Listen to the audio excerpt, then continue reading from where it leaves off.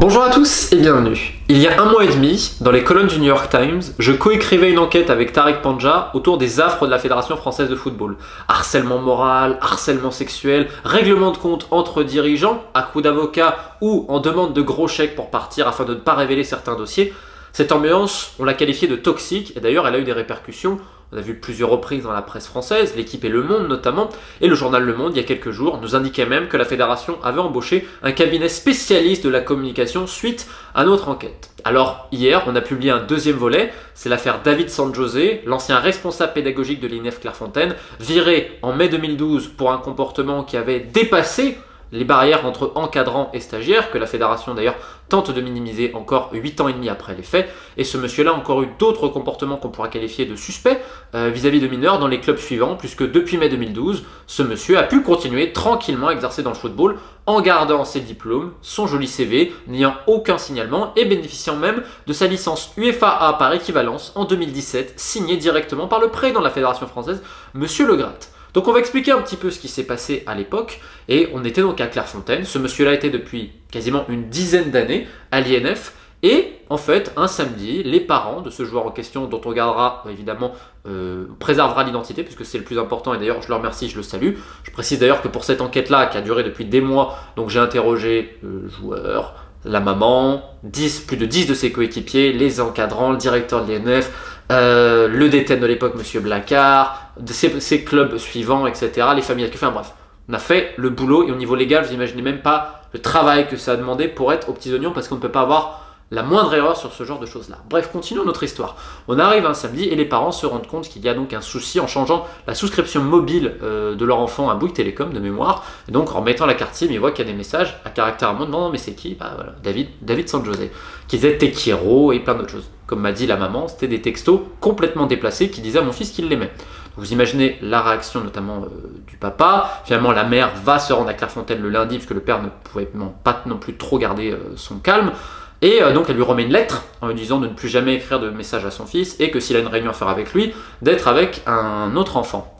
Et donc ça s'arrête là, la fédération n'est pas au courant de cette affaire-là. Et en fait, quelques jours plus tard, il y a 2 joueurs qui vont prévenir un encadrant le soir des messages. Et les messages en question, je vais les citer texto. J'en ai marre que ce soit toujours moi qui te dis « je t'aime ».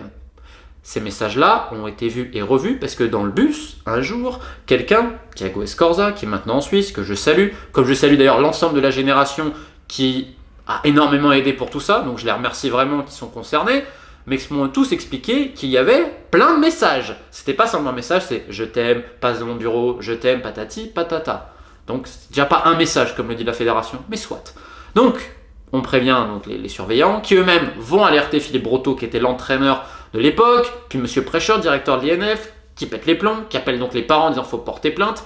Monsieur Prêcheur sera la seule personne à appeler les parents. Les parents, enfin, paix à l'âme du papa, la maman me l'a dit, elle n'a eu aucun coup de fil de la fédération. Elle ne sait même pas qui est le DRH. Je lui ai demandé, Monsieur Custodi, vous connaissez? Parce que c'est lui qui a géré l'enquête. Mais c'est qui? D'accord. Donc elle ne savait pas. Donc la fédération ne les a jamais prévenus, contrairement à ce qu'ils disent aujourd'hui. Je rappelle qu'on parle protection d'enfants, etc. Ok, d'accord. Okay. Bref, donc ça remonte ensuite au DTN de M. Blacard qui met à pied M. Sanjosé, dossier ensuite transmis aux ressources humaines de la fédération, comme ça a toujours été le cas lors des autres alertes. Bah oui, parce qu'il y a eu d'autres alertes quand même, faut quand même tout de suite le préciser. Ce n'est pas un cas isolé, hein, même si ça ne sort jamais, ce n'est pas un cas isolé. Et d'ailleurs, je tiens tout de suite à le dire, il y a eu des passages à l'acte, pas de M. Sanjosé, mais d'autres personnes. Il y a eu des passages à l'acte avec mineurs à Clairefontaine, mais on aura le temps bientôt d'en parler. C'est pour ça que j'essaie de garder mon calme dans cette vidéo, mais c'est très dur. C'est très dur parce qu'il y a des enfants potentiellement qui ont... Voilà. Faut rien dire. Ça n'existe pas. Ok, ça n'existe pas. T'inquiète pas ce qui va se passer bientôt. Bref, pour revenir à ce dossier-là, ensuite on enterre le dossier. Quand je dis enterrer le dossier, c'est de l'aveu même de toutes les personnes interrogées dans cette enquête. Toutes les personnes l'ont dit. Cette expression-là, ils ont enterré le dossier, ils ont enterré le dossier. Ils n'ont rien annoncé aux joueurs, ils n'ont rien dit. À la génération suivante, la génération en 88, on a dit... Oh, ouais, il a des problèmes de santé, etc. et tout. Et M. Sanjosé, lui, dans ses prochains clubs, il dira qu'en fait, il était à l'hôpital et qu'il avait envoyé que l'enfant en question lui a envoyé un message, ça l'avait touché, donc il lui avait dit ça me touche, etc. Et que les messages ont été sortis de leur contexte. C'est-à-dire ce qu'il avait dit à la maman également, en disant que lui était d'origine espagnole et que Te quiero, c'est normal de dire ça aux enfants. Moi, j'habite en Andalousie, j'ai jamais entendu ça de ma vie, mais bon, c'est pas grave. C'est comme ensuite, dans le club de Valence, où donc une maman, quand même inquiète, demande est-ce que c'est normal que mon fils soit pesé en caleçon? Bah oui. Mais c'est normal qu'on leur demande de baisser le caleçon. Il fallait regarder les poils pubiens, il paraît. Pardon? Pour une pesée? On doit faire enlever le caleçon pour regarder les poils pubiens? Ok, d'accord.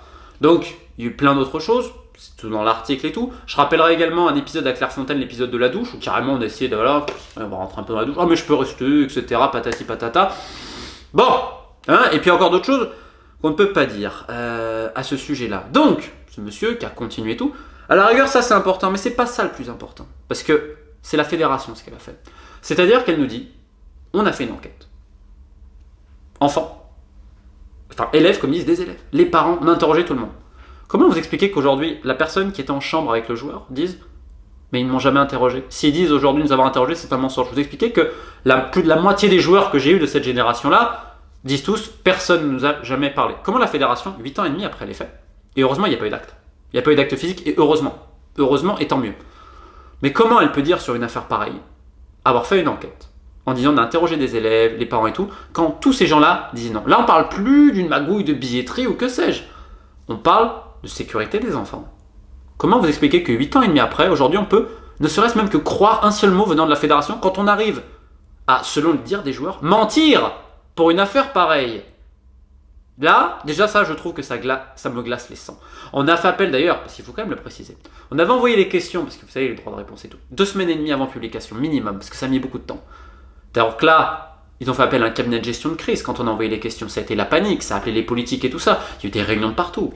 Ok. Derrière, on a voulu allumer des contre-feux médiatiques. Mon collègue a écrit à la fédération lundi dernier, pas celui-là mais l'autre, en disant c'est très bien ce que vous êtes en train de faire pour allumer des contre-feux médiatiques, pour peut-être que ça sorte ailleurs, en, on va dire, anglant les choses de telle manière. Donc on leur avait expliqué, évidemment, pas tout le monde à la fédération fait ça, mais il y a des gens en effet qui parlent beaucoup, parce que c'est un émental la fédération, tout le monde se parle et tout ça. Donc eux, ils ont beau minimiser, maintenant je vais juste poser une question d'ordre moral à tous ces gens qui sont pères et mères de famille, dont Madame Ardouin, qui répond d'ailleurs au nom de la fédération, puisque le directeur communication était en arrêt maladie. Bref, lui dire, Madame Ardouin et tous les autres, Monsieur Lérette, tout le monde, si votre fils ou votre fille de 13 ans reçoit comme message, pourquoi c'est toujours moi qui dois te dire je t'aime, j'en ai marre, c'est toujours moi qui te dis je t'aime, passe dans mon bureau, et que cette même personne-là essaye de devenir le parrain de votre fils et qu'il a déjà fait le coup avec d'autres enfants, qu'est-ce que vous direz ? Quelle serait votre réaction ? Et quelle serait votre réaction en apprenant que la fédération en question ne vous a jamais appelé en tant que parent ? Quelle serait votre réaction ? Voilà, c'est ça. Et maintenant, à travers ce dossier-là, ce n'est pas un cas isolé, je vais tout de suite le dire, et si on veut ouvrir la boîte de Pandore de la pédophilie dans le foot français, et francophone, Belgique, en Afrique, Gabon notamment, Gabon, ce qui se passe là-bas. Moi j'ai le cas éthique, je travaille depuis 10 mois, et là c'est vraiment un message que j'envoie. Moi mon but c'est pas de faire du sensationnalisme, c'est d'avancer sur les causes. C'est-à-dire que même le ministère des Sports nous leur a donné le dossier pour faire avancer la justice de mon pays, pour qu'il y ait quelque chose, pour que ces gens-là ne soient plus au contact d'enfants. C'est pas la course au buzz ou à l'information comme un journaliste de l'équipe et ses responsables ont voulu le faire en sortant quelques heures avant nous, de manière, je ne vais même pas dire plus, c'est pour ça que je ne pourrai jamais travailler pour l'équipe. On parle d'enfants et on parle de choses qui nous dépassent tous. Essayer de précipiter la chose, mais c'est... Bref, pour terminer sur ce que je disais, le but c'est d'ouvrir cette boîte de Pandore. Et là j'incite toute personne, une mère, un père, une sœur, un frère, un cousin, des personnes directement. J'ai mon site internet romainmolina.com. Formulaire contact, c'est sécurisé. Moi je n'ai même pas à vous demander ce qui vous est arrivé directement. Parce que c'est des questions que je n'ai pas envie de poser. Mais on peut parler du contexte de plein de choses. Mais sachez que je serai là, moi et on est d'autres, à vous écouter. Parce que il faut que ça cesse. On a eu des affaires dans le patinage, dans la natation, il y en a dans le judo, on a eu des affaires en Angleterre. Je veux dire, là où il y a des enfants, malheureusement, il y a des gens qui sont attirés par des raisons qui ne sont pas les bonnes, des raisons sexuelles et plein d'autres choses. Donc, aujourd'hui, il est temps d'ouvrir cette boîte de Pandore-là, et je voulais envoyer un message à tout le monde pour dire, nous, on va faire de notre mieux pour traiter toutes ces affaires-là. Parce que ce qui s'est passé à Clairefontaine, ce n'est pas un cas isolé. Il y a eu consommation, il y a eu Clairefontaine. Et tout le monde sait de l'affaire dont je parle. Mais on y reviendra bientôt. Je vous remercie pour l'écoute. Et aujourd'hui, cette affaire-là, il faut qu'elle sorte de partout. Le ministère des Sports a d'ailleurs déjà déclaré, nous a déclaré qu'ils allaient ouvrir une enquête sur les bases qu'on l'avait données. Et même aujourd'hui, la question, c'est pas tellement M. Sanjosé. C'est la Fédération française de football. Quelle est sa responsabilité aujourd'hui et comment elle a pu laisser ce monsieur continuer tranquillement, même pas à la rigueur, faire une formation, une thérapie, ou que sais-je, comportementale, que sais-je, rien, aucun signalement, rien. Et 8 ans et demi après les faits, donner une version qui est contredite par l'ensemble des acteurs présents. Et pour moi, ça, c'est le plus grave parce qu'aujourd'hui, si j'emmène mon fils ou ma fille à Clairefontaine, je me dis Clairefontaine, c'est l'élite. Si moi je suis père, je me dis c'est l'élite, il n'y aura pas de problème comme ça. Et là, on apprend que lorsqu'il y a un cas comme ça, aujourd'hui la fédération, ce qu'elle fait, c'est prendre des cabinets de gestion de crise, mais ce n'est pas de régler véritablement le problème. Et c'est aussi de m'envoyer et d'envoyer à mon collègue des espèces d'infiltrés pour essayer de nous soutirer des infos, essayer de nous diviser et que sais-je encore. Voilà aujourd'hui où on en est. J'ai pas de mots. J'ai pas de mots. Par contre, je vais arrêter d'être trop gentil avec les gens. Et quand je dis que je vais arrêter d'être trop gentil avec les gens, c'est-à-dire que moi, les dossiers, on ira au bout, tous les dossiers. Tous les dossiers. Mais par contre, sur les dirigeants de la fédération, soyez bien au courant, parce que vous savez ce que j'ai là-dedans. Quand vous m'appelez et quand vous m'envoyez des messages, et quand même vous m'envoyez des documents confidentiels, j'ai tout gardé. Et après, vous chassez la taupe. Donc, messieurs, au prochain comité de direction, vous pouvez chercher, parce que si j'ai envie, j'ai qu'à sortir. Et vous savez le pire, pourquoi je dis ça? C'est que je suis sûr que je sors et que j'explique un peu qui m'a envoyé ça, ils vont être virés pour ça. Mais pour ne pas avoir protégé les enfants, il n'y a pas de problème. Voilà le monde dans lequel on vit quand même. Bref, j'en ai assez dit, je vous souhaite une bonne fin de journée, et on les aura.